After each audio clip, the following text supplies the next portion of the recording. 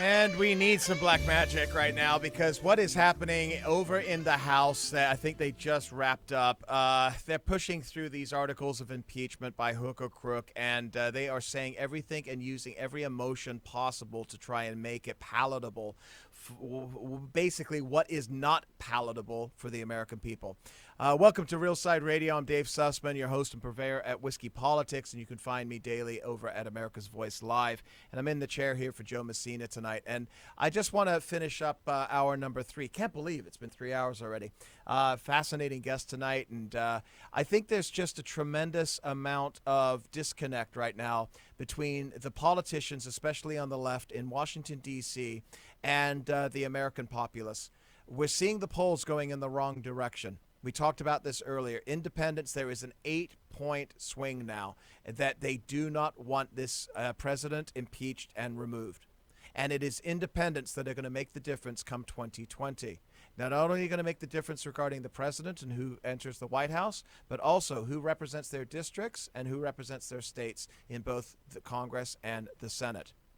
Yet the Democrats seem to have quadrupled down.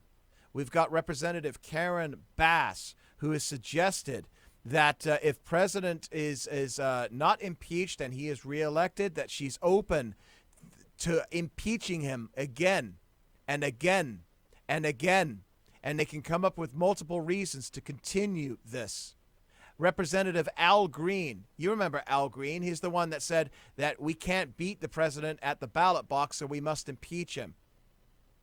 This is Al Green who's saying that we need to impeach him. And if he isn't impeached and he's reelected, we will also impeach him again as well. These people are bordering, maybe not bordering, maybe they've crossed the line to become certifiable sociopaths. They are so locked in to their own echo chambers where they have their sycophants and their underlings responding to them, saying, yes, yes, yes, that's the way that you want to do it. They're listening to the base, the crazies in their base, the AOCs in the House, and the nut jobs on Twitter, and they think that's the American population. It isn't. Listen, I am a right-of-center person. I'm moderate on some issues. I'm fiscally conservative on other issues. And quite frankly, I'm very libertarian on others. I want the government out of my pocket and my bedroom. So far be it from me to give advice to the Democrats. But I'm just going to tell you something. America has always been a strong country because of the bicameral, the two-party House, the two-party situation we have here with both Republicans and Democrats. You need the checks and balances. You need one party to check another. I don't want 100% Republicans either. I think some of them are crazy. Okay? But a darn sight far better than what we're seeing coming from the left right now. The Democrats have been overtaken by the MoveOn.org, Twitter Inc. crazy nut jobs that have graduated from the Oberlin Gender Studies schools. They have now permeated our corporations.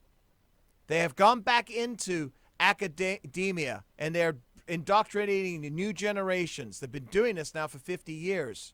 And they were now starting to see the fruits of the Frankfurt School.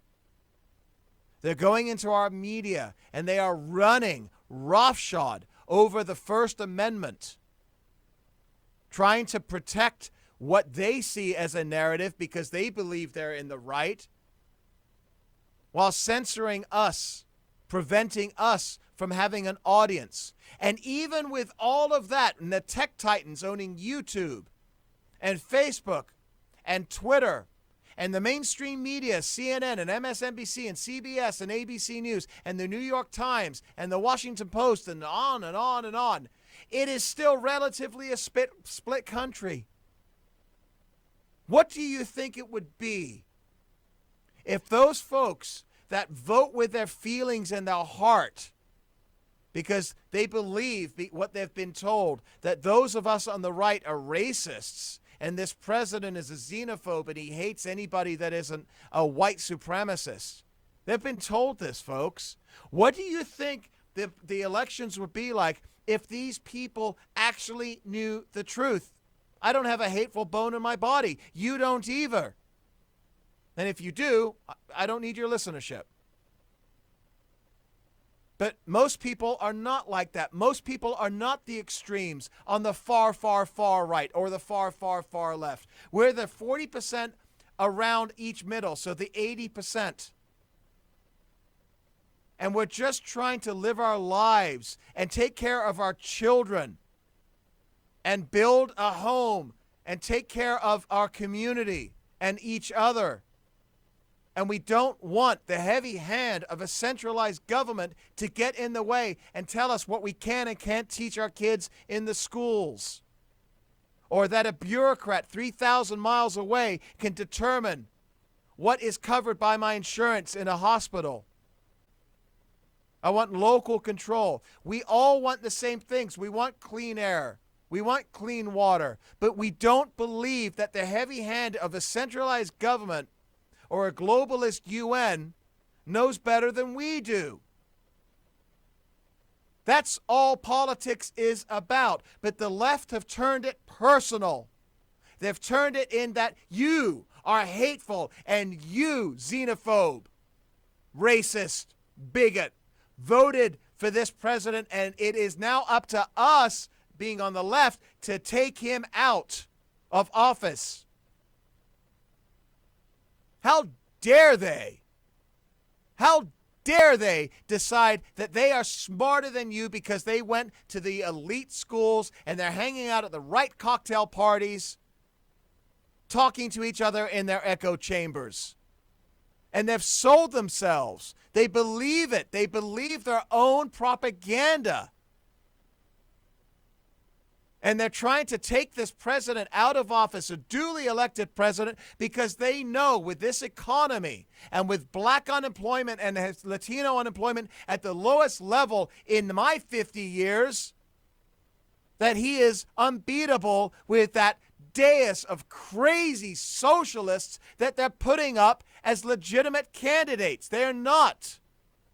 They want to turn us into Venezuela. They want to turn us into 1970s England, of which my father raised his family and decided, I'm getting the heck out of Dodge because there is a strike every single week and I can no longer run a business when they're taxing me at 85 and 95%. And my family went to Switzerland and Australia and the United States of America for a better life, until the left decided that they wanted to run roughshod over California as well. And they have indoctrinated many people in this country, a good solid 40%, truly believe that me sitting here on the radio espousing these views of free market and entrepreneurship and not runaway capitalism or even worse, consumerism, but free markets, that I am somehow the enemy, that somehow I hate people. They believe you the same. And what they're doing right now with this impeachment is so damaging to us as a citizenry. It goes against everything the Constitution was trying to protect. And yes, it is a coup d'etat. Non-violent, it is still a coup d'etat. And I'm sickened by this. I am absolutely disgusted by this. Yes, the polls are going against the Democrats, but they have the power in the majority of the House of Representatives, and they will steamroll this through while giving you platitudes of how I have to do this with a heavy heart to protect the Constitution. How dare they? The Democrats even had the temerity to bring up Martin Luther King's name tonight as some kind of justification to remove this president. What are we doing here, ladies and gentlemen? We're ruining this God-given gift of the rights that we have under the Constitution. They're throwing them away because they want nothing more than power. It's all about their power. And once they get it back, don't think they're going to go quiet. They're going to double down on that power to tell you what you can and can't eat, what you can and can't drive, how you could cook your food, electric or gas. And the list goes on and on. My heart is sick. And as we go into this holiday period, I won't be back here until January.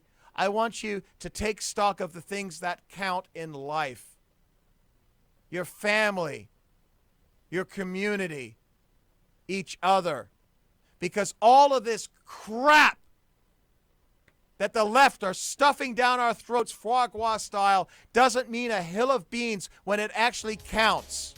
What counts is freedom. And we've got to stop them in 2020. I'll be back in 2020 because it's going to be a hell of a ride, folks. Buckle up. God bless you. You can find me at David Sussman on Twitter and every day at America's Voice News. Thanks for having me tonight at Real Side Radio. Joe will be back tomorrow. Cheers.